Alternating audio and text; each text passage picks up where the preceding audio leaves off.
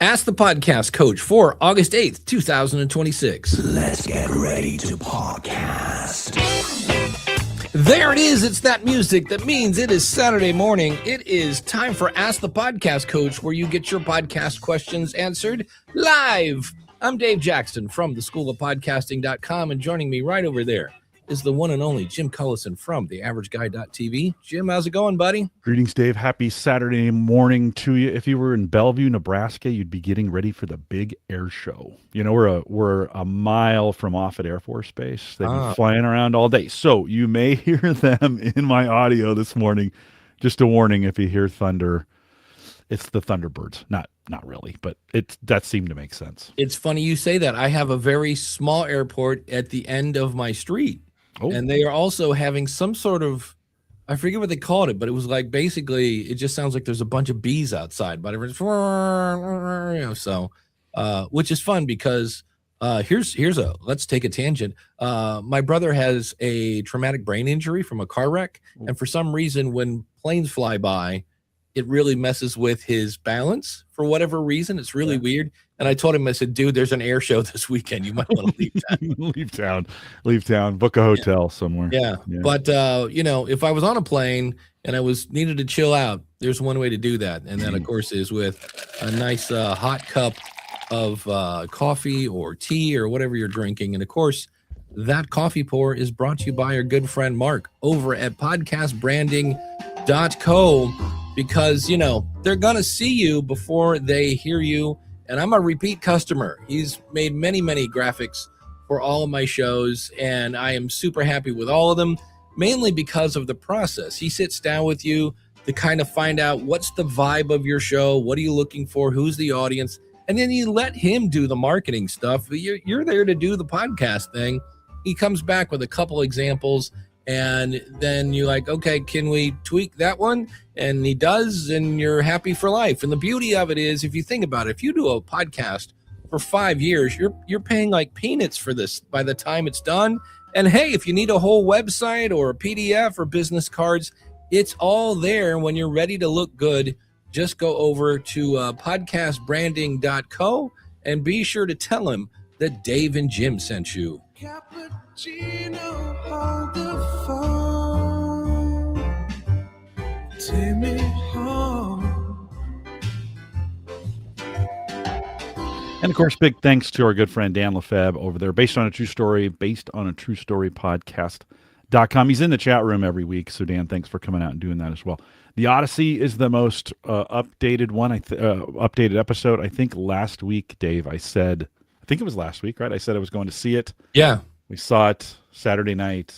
It's okay. It's interesting. Like good cinematography. The photography is amazing. Like the filmmaking aspect of it's incredible. Right. So my 2-word review was too long. Yeah, I sensed that too. And it wasn't too long for me. You'll want to check it out. If you've already seen it, check out Dan's episode if you want to have that dialogue and discussion. We're not a movie review show, so we're not going to spend time doing that today. Check it out today, based on a true story at basedonatruestorypodcast.com. And as always, Dan, thanks for your sponsorship. And we do have a good question from Tim. It says, hey, Dave, will there be an Ask the Podcast Coach in 2 weeks while you're at Empowered Podcasting Conference 3? And that answer is no. So, Jim, you get to sleep in on the 23rd. I think is what that is. August 23rd. Okay. Let's say it's the 15th. Yeah, 23rd, 2 weeks from now.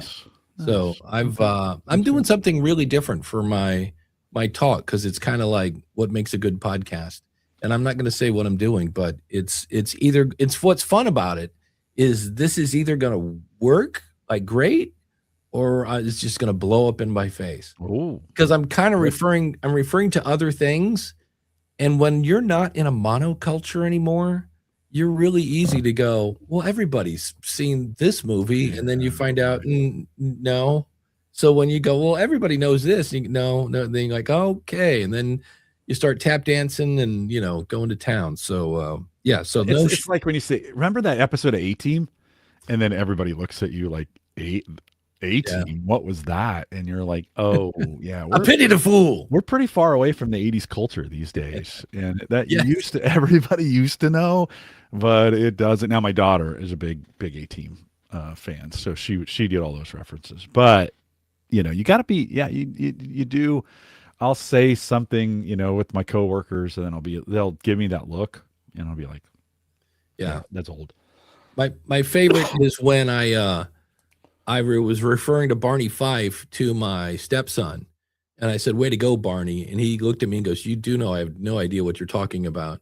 And I go, "Oh, that's right." I go, "Purple dinosaur," and he's like, "Still got no idea." I was like, "Okay, I'm old. Great, excellent." One of the things I thought I would throw at you, Mr. Cullison, being that you work a lot with, you work for a company that is synonymous with surveys, Yeah. is I I am working with people. I'm launching this class this week. We're gonna do. I'm not really sure how many weeks, but we're gonna talk about growing your show at the School of Podcasting. Like every, I think it's Wednesday. We're gonna get together for an hour, and we're gonna like, hey, here's what we're doing. And it's interesting when I'm kind of setting people up for this, people that don't have Google Analytics on their website. Well, how are you going to measure if the website's working or not, or they're not checking this or they're not checking that? But I had a lot of people this week that I'm like, well, what kind of response did you get when you did a survey? And many people said, what do you mean survey? Which I just kept hearing the sad trombone. Just womp, womp, womp. Okay, well, there's again something we need to do. And then the other one is, I did a survey. I didn't get any results. And I keep hearing there's a song from the band Rush called Free Will. And it says, if you choose not to decide, you've still made a choice. And so if the idea was to see how engaged your audience is, now there are also ways you have to promote it more than once. You can't just at the end of your show go, oh, by the way, do a survey. It said, try and spell this.com _. No, you can't. Okay. Click, links in the show notes. So that there are many reasons why people won't, maybe you've made it harder to answer the survey, but do you have any tips on, because, it's still, what's a good survey percentage? I think we still say 3% industry wise is what the industry says. Yeah. We get a little bit better results because we've been doing it for so long. But first of all, I have to say I'm not a survey researcher. I don't play one on TV, and I'm not paid to do that at work. Right? You'll deal with the coaches more. Yeah, my job. I'm a community manager for the coach community, and so that's really what I do. But we survey that coach community 3 times a year. And every other year we do a big demographic survey. Those are the harder ones. Actually, in some cases, those are easier, but big demographics. So we ask them a lot of questions about what they do and themselves, and then a bunch of questions. That survey is probably 25 or 30 minutes long for them to do that. The shorter surveys actually lately have been harder to get in for some reason. I don't know why. We do better than the 3%, but they're harder to get in. A couple things I've picked up along the way is one, your questions really matter.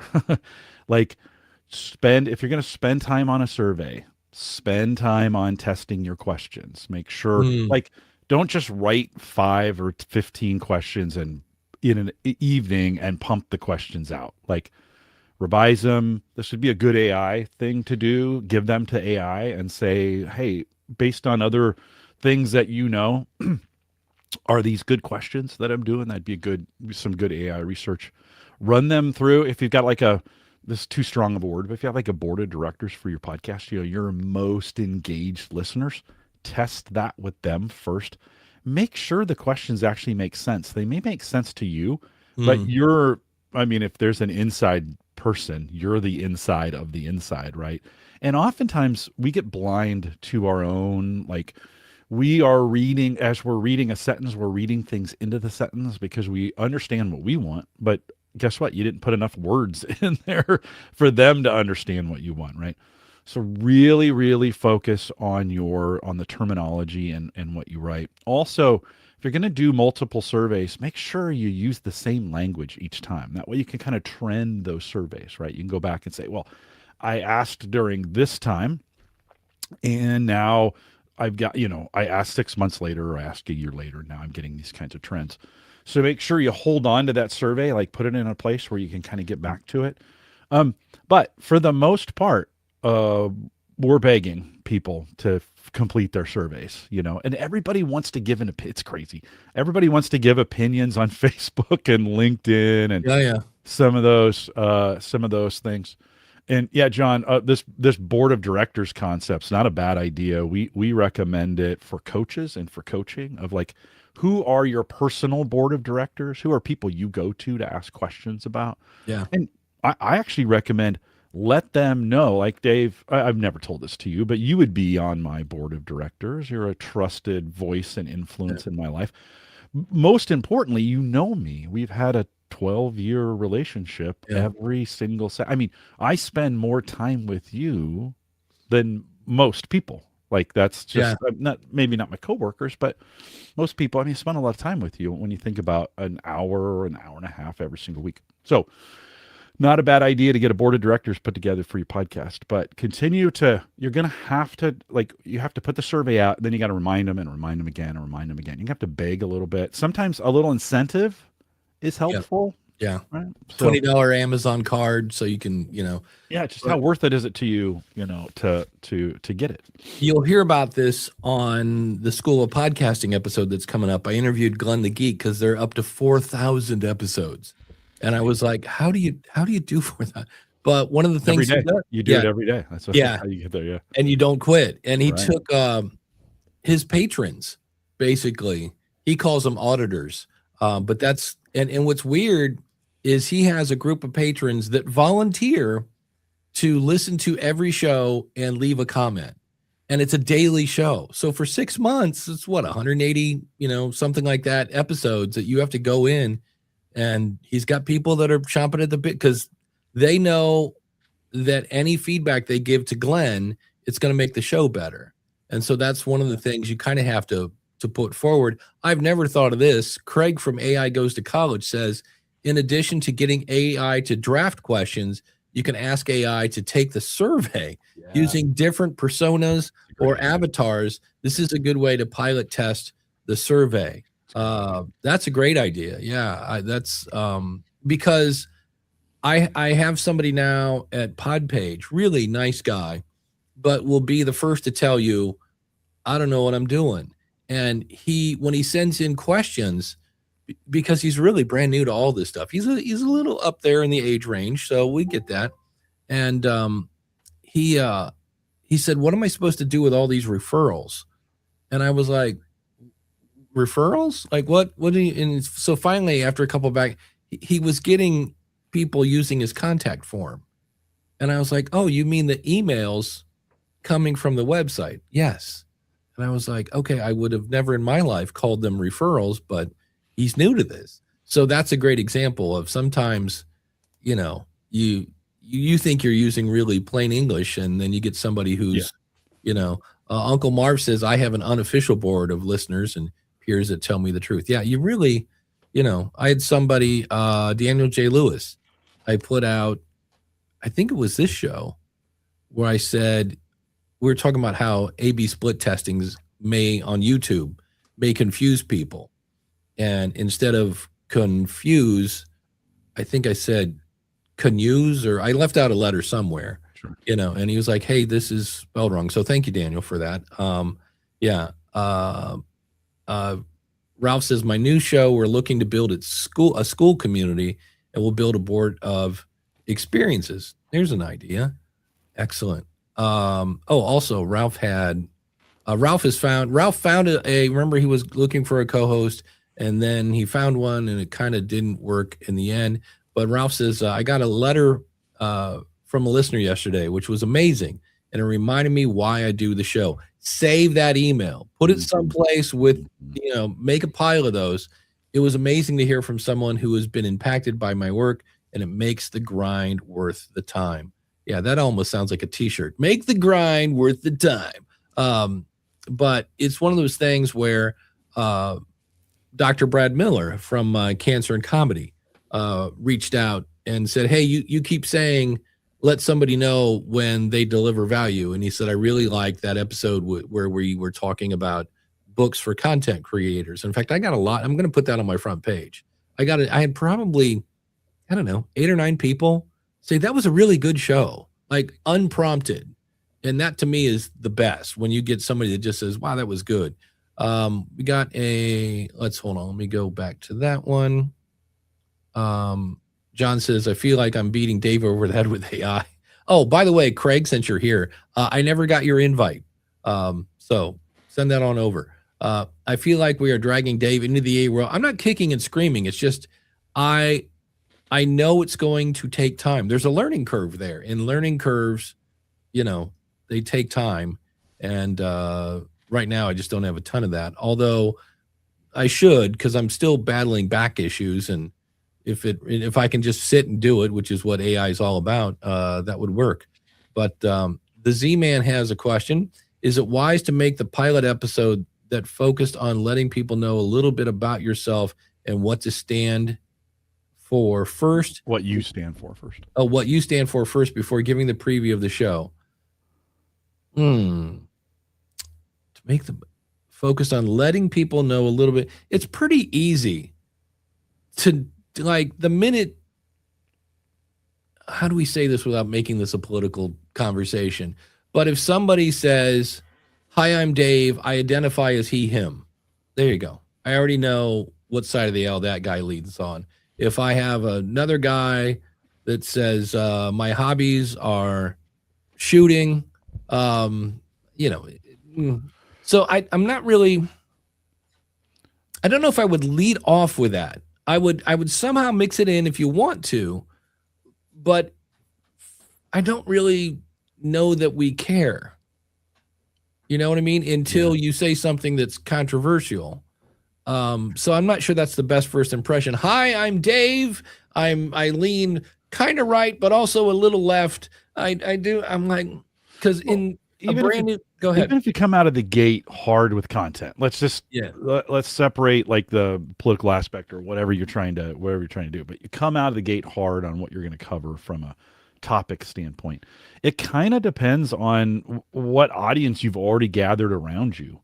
I think, listen, if you're a brand new podcaster and you haven't built an audience yet, I would skip the pilot. Like, I would create a bunch of podcasts first that I throw away because those first ones are terrible. So make a bunch of podcasts. You can consider it a pilot if you want. Just toss them. Then start making a podcast and doing all the advertising that you need to do to get that ball rolling. There's no sense in a pilot podcast if there's no one in the forest to hear the tree fall, right? So don't worry about that pilot. Now, making a pilot episode actually may be super helpful to you in honing down what you're trying to do on your podcast. So you're still going to throw it away. Trust me, you're still going to throw it away. So if that's the case, that's my recommendation is make a bunch of podcasts, throw them all away, and then get started. If you already have an existing audience, that pilot could be helpful in advertising. Well, right. And when it's a pilot episode, if you mean trailer, none of it. The trailer is what's the show, who's it for, and how am I going to benefit? You can mix in your personal stories later because he says, I'm not talking politics. I'm talking Yeah, then we don't care. I don't really, like, I could listen to Home Gadget Geeks and not know that Jim lives, out west. Do I care? No. What I care is he's talking about, some new, blender that works with your phone, robot lawnmower, robot. Yeah. So robot water. I can't even say it. Window washer. Those are kind of getting popular. Yeah. I have a guy that I'm working with right now, and he's doing, I would call it an alternative religious show. It's not your typical. Sure. And there's a lot about, like, he can't use AI and a couple other things.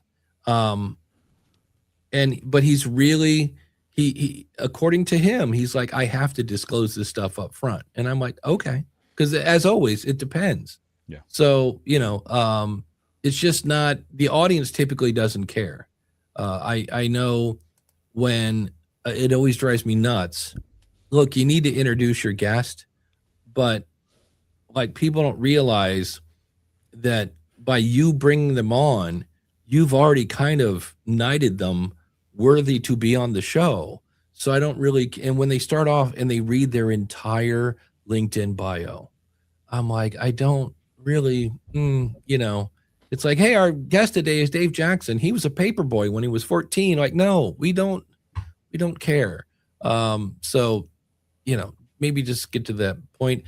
Going back to surveys, our buddy, and oh, by the way, our newest awesome supporter. Let me get these going. Last week I kept saying his website, and it turns out Jeff is going through a rebrand. So his website is creatornewslive.com. And now if you go to that, it will go to his current show, but he is going through a rebrand. So Jeff, thanks for being an awesome supporter. And I said his website, not really wrong because they both redirect to each other, but I was like, well, let's use the right thing. He says, if you're doing a survey, how long should you, easy for me to read.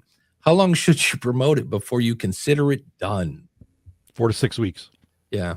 And heavy promotion. I know they've already heard it, but you're sick of it. You're sick of it on day one. Like you're like, oh my gosh, do I have to do this again? Yeah, you got to do it again. And it's 4 to 6 weeks, friends. Like you'd love to think you could do it in 2. Not enough time. There's just, your listeners are not as up to date on your podcast as you are. That's just, they're weeks behind in some cases. And in some cases, depending on the content, how long you go, the longer your podcast, the farther they are behind, right? Just the way it is. And so you've got to you'll have an early rush, you'll have your most engaged listeners, boom, they'll hit that survey and you're like, this is rocking. And then it just falls off a cliff a week into it. And that you get frustrated because that number just kind of rides, the steady, again, depends how many you have, but this steady kind of low, much lower than it was in the beginning. Then you may see this kind of slow rise to the end. And you'll be like, they got to be sick of hearing me say this. And they are, but you just got to keep saying it because you got to reach everybody. So 4 to 6 weeks. Yeah. I mean, the thing I've noticed is, I think I mentioned this last week. There's a movie called I Play Rocky about the making of the movie Rocky that's coming out in November. And they started promoting it last month. So that's 4 months. Mm-hmm. And the new superhero movie is in December, so longer than you think. Dune 3 they started promoting during Dune 1. Yeah. Jeez. Which I have right here. Right, but by the way, I've got both movies here. I need to watch them. I tried my homework. I tried very hard, and when I had to pull out a scorecard to keep track of who was what, I was like, it's brutal. Yeah. It's brutal. Randy says it gets even worse when podcasters ask their guests to introduce themselves. Yeah. Listen, I know we say that. I disagree. I aggressively disagree about that. I actually think that guests introduce themselves better than you ever could. And I think most people default to the bio. They read the bio and it's boring and nobody's listening. Like, as soon as you're like, let me tell you a little bit about my guest, Dave Jackson. He's an award-winning, and we okay, I get that. The guest gets embarrassed because they're like, you've gone over the top trying to say how great they are, and then the guest kind of comes in all kind of like shy and sheepish because you've said all these great things about him. Not that it's wrong, right? And I'm not saying you don't say anything. It's like, I got Dave here. Dave, why don't you take a second and introduce yourself? I think there's an opportunity to be like, hey, my guest today is Dave Jackson. He's an award-winning and Hall of Fame podcaster. Dave, thanks for coming. Hey, Dave, let's get to know you through your eyes. Tell me a little bit about your background, what you did. What's the most important things to you? And I really think it's a great question to get your guest warmed up. Now, you may edit that part out, just to be honest. You may take that out of That's what true, you're too. doing. But it gets the guest warmed up with what they know the best, and that is them. And so I greatly disagree that like when you ask the guest to introduce themselves, I don't think that's a mistake. I actually think that's a benefit.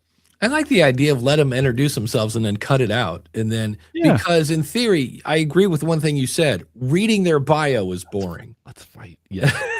Reading it, but So instead, you should be explaining why you're truly excited to have them on the show. And if you're not truly excited to have them on the show, why are they on the show?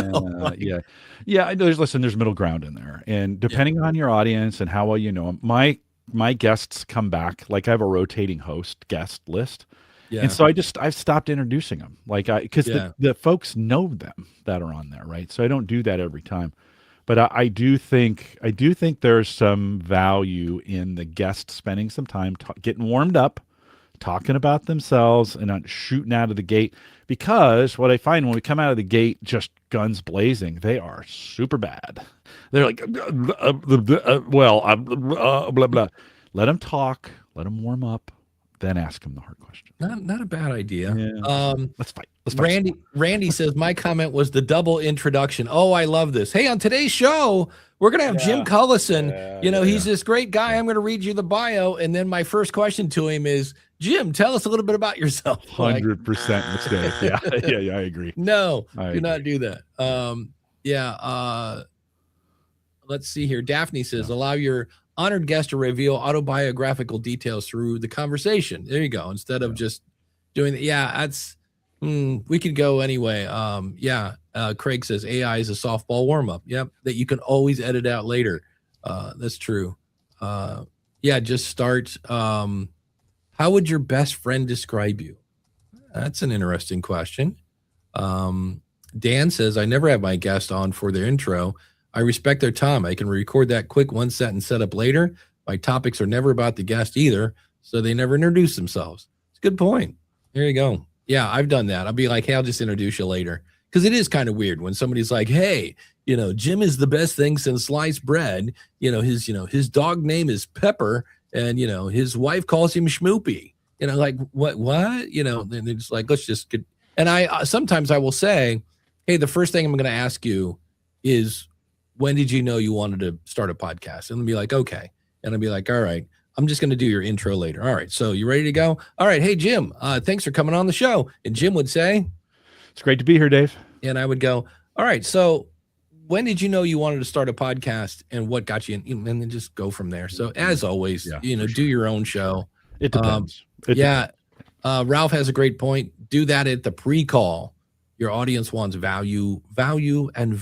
Yeah, but there can be a lot of value in the intro. Just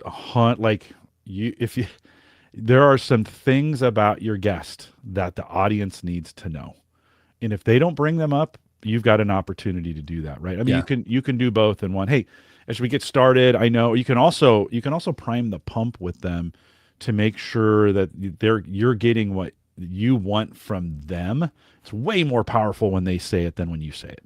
And so you can say, hey, tell me about, hey, tell us a little bit about this experience that you had with this that's related to the show. Or we have you here today because of your expertise on this. Give us a little bit of the background. Like, how did you get to where you are on this subject, right? Bingo. That's a good one. And boom, then you can start bringing them in right there on that. There's all kinds of different ways to get that part done.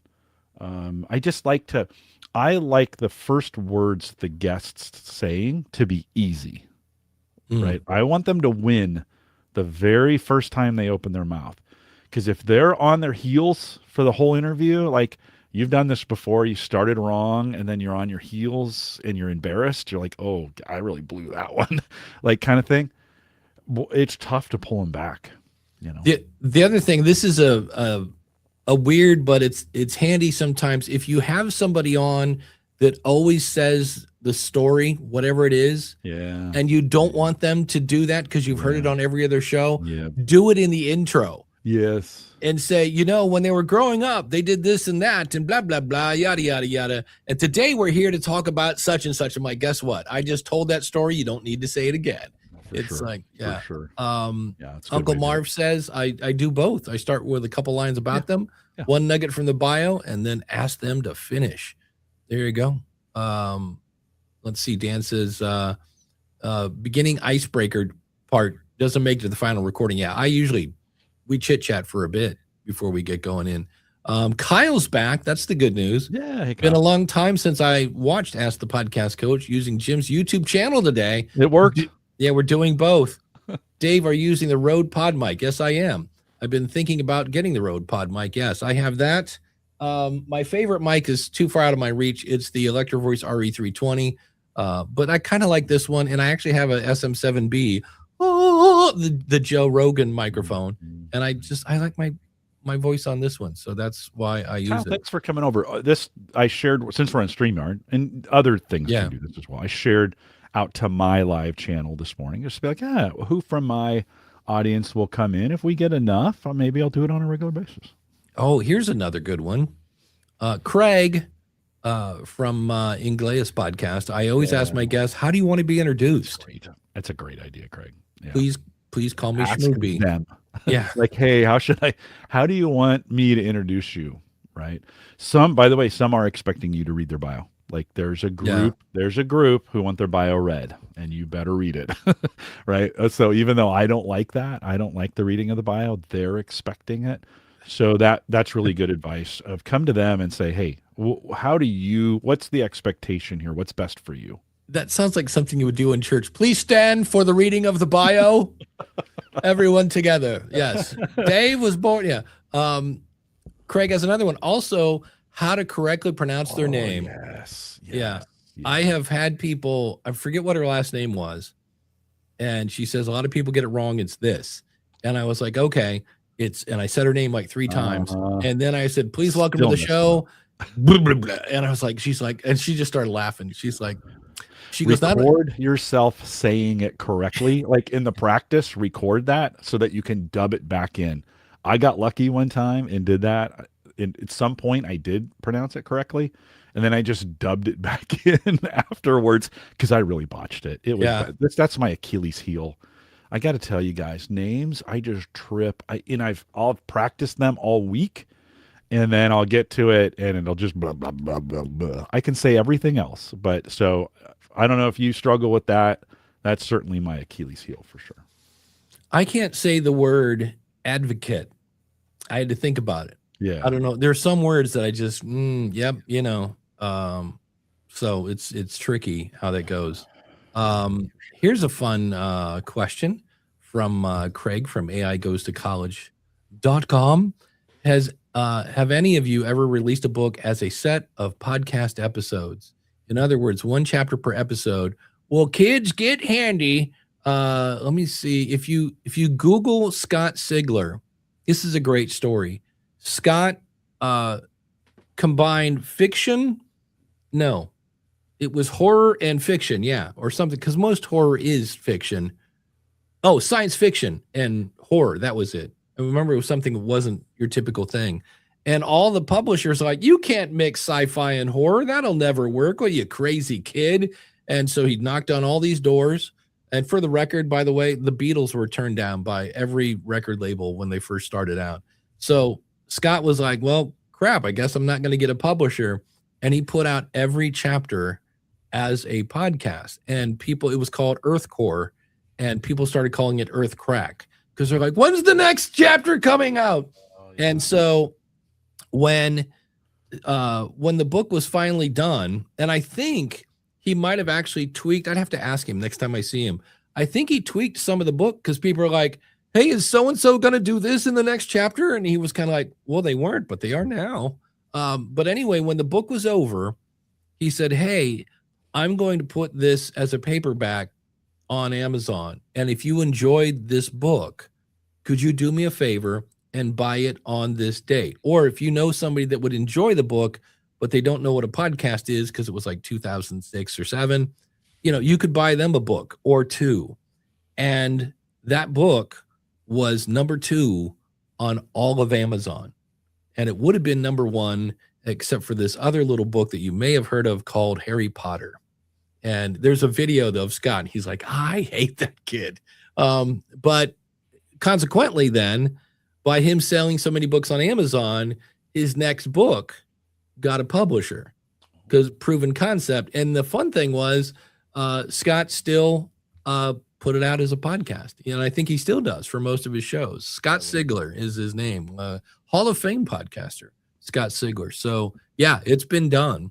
It's weird because you're giving away your content. That's the part that's like, yeah, but I want them to buy the book. And if the book's already done, that could be like, okay, this is chapter 1. We'll have chapter 2 out in a week or 2. If you want to read the whole book and not wait, go to, my I think most website.com. fans will want the book, right? This is the, Yeah. I think, it's like one of those, like, no, I want the book too. So even though you're putting it out as podcasts, some people I've got a couple books behind me. I think when Emily was doing Based on True Story, not Based on True Story, but that's Dan's podcast.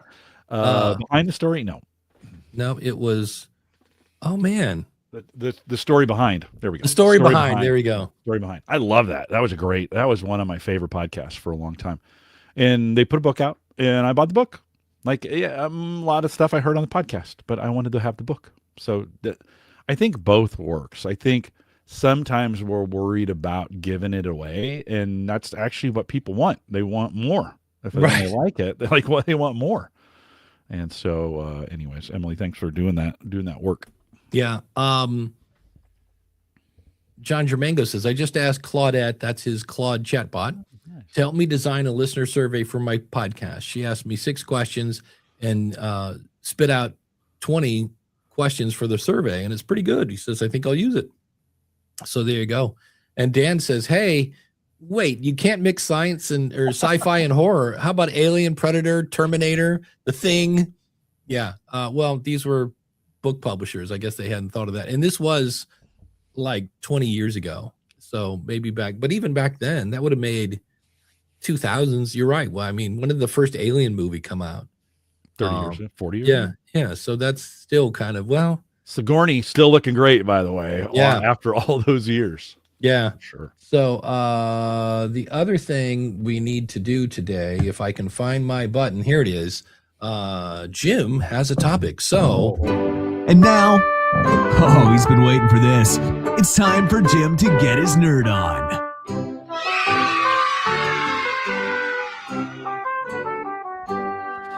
As you know, I've been spending a lot of time with OpenClaw Hermes working on some AI stuff. One of the things today or this morning, as I was doing some cleanup, it prompted me. It was looking at a post that I had written back in 2023 in the early days of AI, right when In a World came out on every single, like if you were having AI write your stuff for you or getting help in a world or in an ever-changing world. That was another one that I used all the time, in an ever-changing world.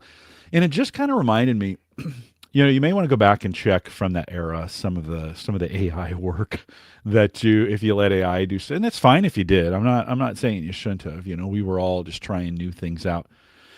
But it's a good opportunity to go back and review. The other reminder for me was that I have a lot of Amazon affiliate links on my site, and sometimes those break, right? I've created a kind of an Amazon affiliate manager for myself in OpenClaw. You don't have to do that.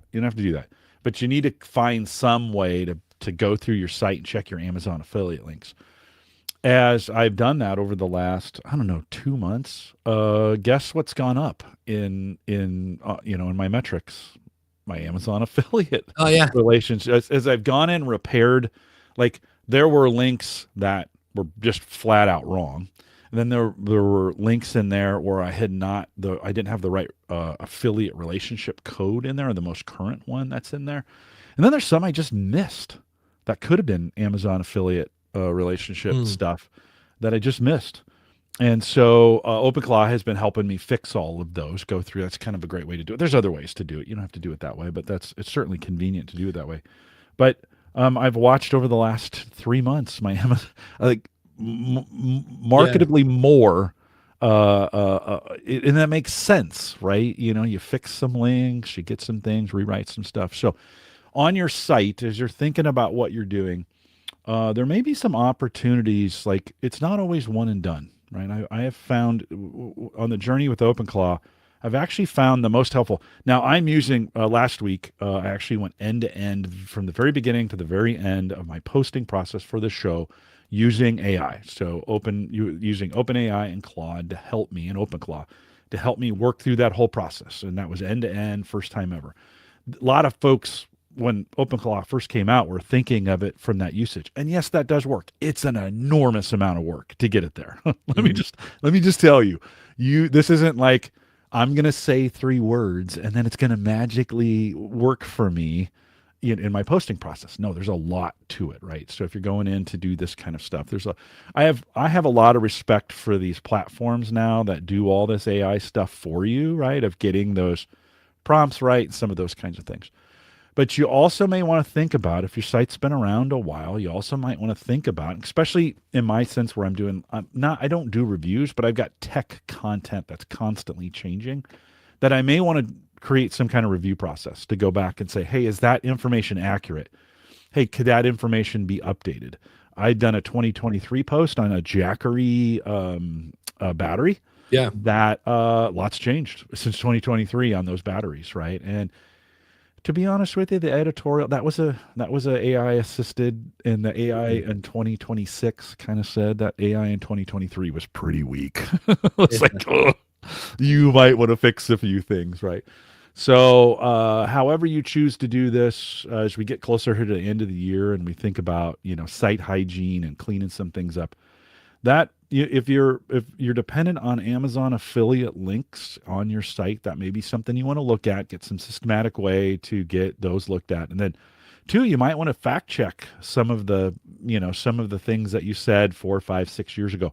By the way, Google doesn't care how old it is sometimes. If it's got authority, it will pick it up. And I think it gets particularly important in this world of AI as we get those things picked up. I mean, listen, the written world on websites has taken a hit because of AI. Right.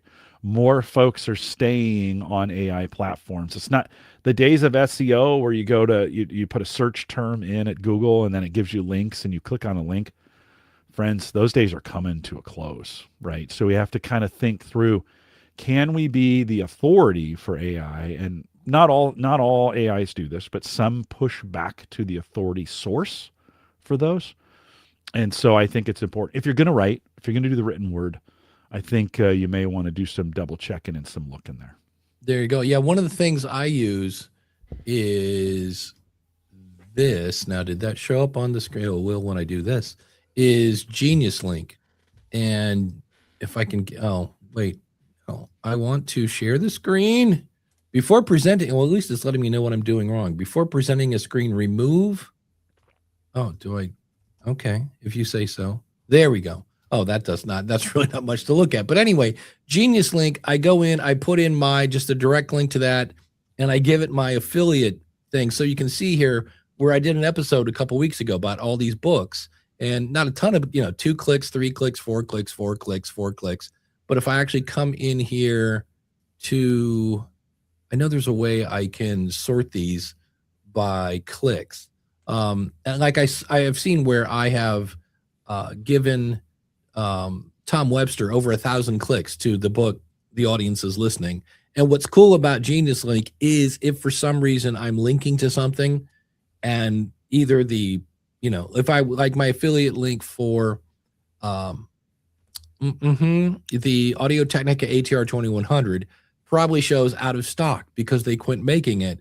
So I can go in and put a different link in the GeniusLink so that I'm not sending people to a dead thing. So that's and also just on the AI front, when I did that episode and all these people sent in all these books, I was like, oh man, now I got to go dig out all these links.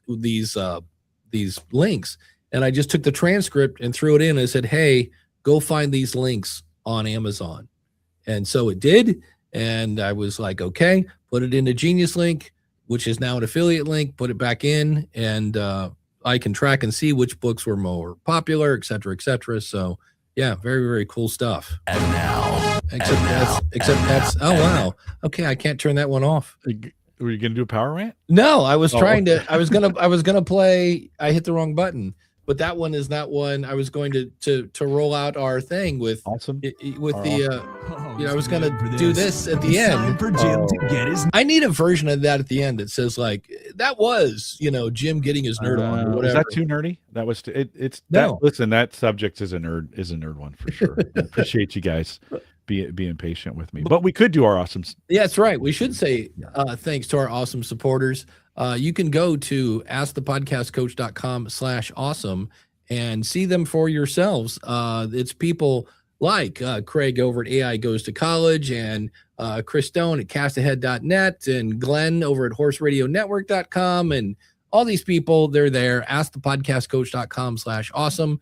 The show is also brought to you by the School of Podcasting.com. And as you heard me say, we're starting a live class.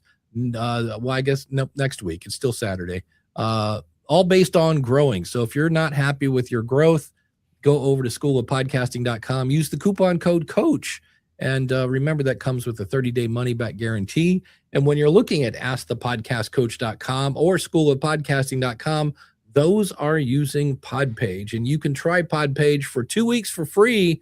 Go over to trypodpage.com. And if you need more Jim Cullison, and hey, who doesn't? You can go over to theaverageguy.tv and check out Home Gadget Geeks. How long have you been doing that show, Jim? 15 years. 15 years. Yeah, there you go. Yeah. And he's in the chat room right now. The one and only Dr. Brad Miller is the man behind podindy.com. That is Saturday, November 7th. I know Tim was talking about how he missed the event that Joe Pardo used to do. This is very much like that. It is an intimate gathering of people. And it's all, the beautiful thing about this one, it's a one-day event. It's on a Saturday, 9 to 4. And my buddy Cliff Ravenscraft is going to be doing a workshop on taking, things to the next level. And if you never heard Cliff, there is only one Cliff. And that's another guy that's been doing it forever and has tons of information. And it's Whiteland, Indiana. And if you're like, I've never heard of it, well, then just call it Indianapolis because it's close. But you can find out all that information at podindy.com. And there will be I do this every week. There is a coupon code, which if you go into the show notes, you can actually click on a link and there will be a coupon code. And it's already dirt cheap anyway. But there's even now a coupon code. Because I remember it's something like Pacer or something that it's not Ask or it's not SOP. And so consequently, I can't remember it because, old, I guess. I don't know. You're going to put it in the show notes? Like it is in the show notes. So if you go back, like this is episode number 589. If you go right now to school or askthepodcastcoach.com, 588, it's in the show notes of that particular episode. So, So podindy.com, I will be there. And it's time to go to the Wheel O Names. And the beautiful part of this is it's already sharing. I've learned this lesson last week because I have to stop sharing the slides to put the Wheel O Names on this. And I can now go, hey, just share this tab and we're over to the Wheel of Names. So who will it be? Will it be Chris or Shane or Jody or all these people? Well, we're going to spin the wheel and find out. It looks like it's going to be, could it be Ed or is it going to be Ralph? It is going to be Ralph. The one and only content creator's accountant, RalphEstepJr.com is where you can find his stuff. If that's too many letters to type, just go to AskRalph.com and it will take you to the Ralph Estep Jr. empire. This man knows accounting. He knows business. In fact, I had somebody this week that said, hey, should I join the School of Podcasting? Is there anybody there to network with? And they said, I have questions about AI and I need to know how to run my business better. And I go, do we know people? Have you ever heard of Craig from AI Goes to College? Have you ever heard of Ralph Estep Jr., the content creator's accountant? And they probably still, yes, here it is. Pacer. Pacer is, there we go. Pacer is the coupon. See, that makes sense because it's Indiana. There you go. It's a basketball thing. Beautiful. I knew there was a coupon. So anyway, so if you have found this show to save you time, save you money, save you headaches, maybe you learned something, maybe we made you smile, just go over to askthepodcastcoach.com/awesome and become an awesome supporter today. And so let me check the chat room here. We talked about the book thing. Ralph got a new microphone. He's gone, basically he switched to an RE27. And I just got the Chameleon Legendary Angry Audio Mic Processor. That's from Cornelius Gold. His friends call him CG, and I call him a member of the School of Podcasting. So there's another cool person in the School of Podcasting. Join today. Speaking of AI, we can let me go this, and we will share this fun-filled question. And I thought it was kind of weird. He says, I'm starting a podcast on a tight budget. If I had a nickel for every time I heard that. AI told me to skip the mic, okay, record on my phone, and clean it up with Adobe Enhance. I tried it. The audio sounds completely muffled, robotic, and muddy. Is it my room acoustics, or is recording with just a phone a terrible idea? Ding, ding, ding, ding, ding. Has anyone made this work, or is buying a real mic a non-negotiable? And so this is, I listened, it's a show called SEO for people that don't like SEO. And the host is the name he gives is Meredith's husband. And he's been an SEO for decades. And he made a good point because somebody brought up some SEO advice that it got from AI. Now, remember, there's a lot of really good stuff, really good advice on the internet about every topic. And there's some really bad advice on the internet about every topic. And the AI sometimes will find really bad content and deliver it in a very confident way. I've never heard AI go, hey, Dave, I think this might work. I don't know. You could try it. Not really sure. It's always, no, do this, step 1, step 2, step 3. It says it very confidently. And because, it's a computer, we believe it. And so we do it. So the advice of use your phone as a microphone is I don't have anything else answer. Okay. But other than that, and especially, I'm going to guess this guy put it on speaker, which is also, it's, if you're going to invest in anything for your show, it's your microphone and your media host. I was like, so, here we go. Craig says it would work better if you hold the phone like a phone. Yes, there's a novel idea. That being said, if you can't spring for an inexpensive mic, you're not likely to keep podcasting. Yeah, it's $80 for a Samson Q2U. And if that's too much money, that's one of the things that's kind of, I get it that we like to do stuff for free, but if you go bowling, that costs money. If you go golf, it costs a lot of money. If you want to go play Frisbee, a Frisbee's going to run you $8, probably more than that. 8? Yeah. Maybe in 1980. Like $20. I haven't bought a Frisbee in a while. Good one. So yeah, I mean, and the other thing to keep in mind, and Jim, I heard somebody else this week said the same thing you always say, AI works. Like it'll be perfect for like 8 times. Oh, yeah. And then it just forgets everything I've taught it. Yeah, it's horrible. And so, but it's intended to be that way. Like you have to be smarter than the AI, right? It's intended to forget. Like that's a feature. We know these, like they're clearing out contexts all the time. And so there's no promise of it remembering. If you want it to remember, now some of them have memory pieces built into them, right? You can say, remember this and it will remember it. But if you just have a conversation with it, chances are that conversation's going away, right? Again, it depends on what you have in your service and what you bought and some of those kinds of things. But forgetting it's pretty common. Pretty common. Well, and I get it because I hear people that will actually say, well, I'm on episode 17, but I have no idea what I'm doing. And I'm like, I like to take comments about podcasting and take them out of podcasting to go, let's evaluate that statement. So when you started driving a car, did you just get in and go, I don't know what I'm doing, but I'm just going to go out on the freeway and see what happens? No, like the first time you do anything, you typically try to come out with a little bit. And granted, they could say, well, I listened to a bunch of them. But when you don't know what you're doing in the age of internet, and that's where maybe part of the problem is, like on one hand, the internet has great information, however you're getting it via Google, via Perplexity, via AI and Claude and Claudette and, ChatGPT. But that's where I think a human can come in handy because as we say, every podcast question begins with the phrase, it depends. And I'm not sure AI can figure out when it depends this way or when it depends that way. It's, kind of interesting that way.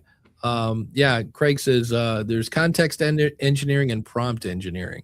Yeah, two different things. And Well, and a lot of folks are trying to use to Ralph's comment there. A lot of folks don't realize what they're doing. Like they think it's a be all end all. oh, Like I could say, I mentioned this earlier. I can say 3 words and it's just going to do magic.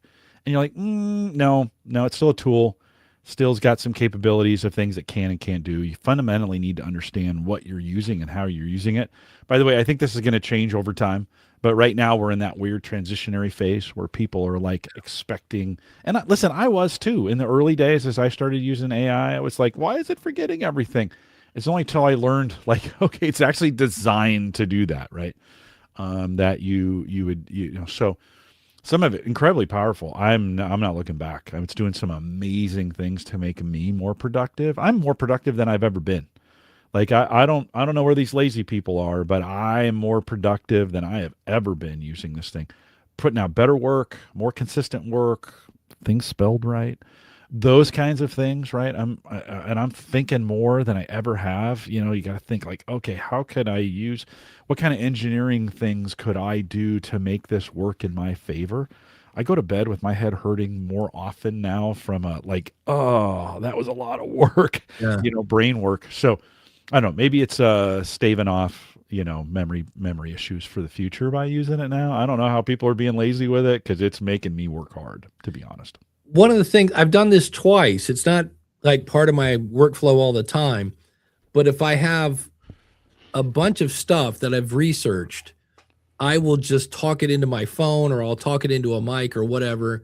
I will throw it into Otter because Otter has ChatGPT in the back end of it, have it transcribed, and then say, hey, I kind of did a brain dump here on this subject. So I know what the subject is. I go, can you, organize this in a bunch of bullet, and I already have my idea of what the flow should be. And there've been a couple of times when I'm like, oh, you know what? That is a better flow. That makes more sense. Yeah. And so it might be something I do more frequently where I'm like, get because it looks at it, it doesn't have emotion. So that's the big thing I always have to keep in mind. But in just terms of like, this makes more sense to cover this topic before that topic. And one time it said, this is a great episode, but you tacked on this thing from Ray Ortega and it doesn't really fit with the rest of the show. And I was like, yeah, that's true. And so I cut it. I was like, okay, shorter show this week. Dan says, I think the thing, honest, I clicked on show. I think the thing is a lot of people want it to do the work for you. It's often marketed as such, let AI do all the work for you. I saw a thing on podcasting. It's like, you could have a podcast and never record a thing. Like, well, then you don't really have a podcast. Like, you don't, something does. He says, so they want to be lazy, just letting AI do it. Yeah. Everybody, I was in a meeting and we were talking about, changing some things. And somebody just said, well, can't AI do all that? And like, that seemed to be the answer. And we're like, no, that's not how the internet works. So, well, and Craig's comment, right, about critical thinking skills, I'm hearing this a lot too. I think this is our fault that I think more critically today than I've ever thought in my career using AI.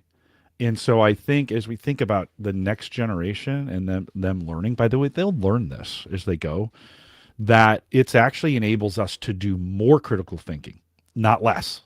Because you have to kind of think, listen, if we think just writing papers is critical thinking, that was a mistake to begin with, right? We need to use these tools to help make that process faster and better. And I think it can. I think we just have to approach the way we're learning differently. And so I think like, again, in the last couple of years, my thinking's gotten infinitely better.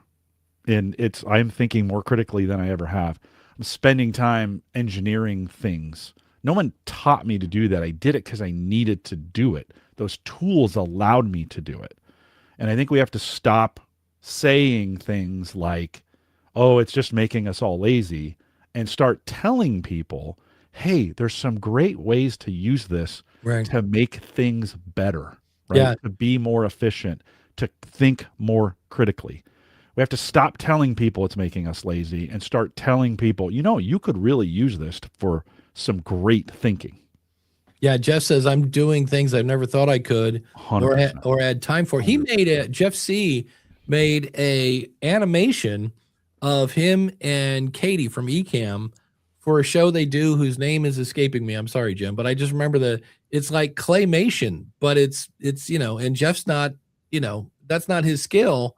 And yet he made this really cool intro where Katie comes up and Jeff's in this little cabin and they go in and knit stuff or something. It was like, wait, where did this come from? But it was cool. So, Jeff's into the video thing. So that's even better. Yeah. And Ralph says, Claude is making me money every day and making me much more productive. Yeah, so yeah, it's not all, it's Listen, challenge people and they will find a way to use it critically. You just got to challenge them, right? You got to challenge.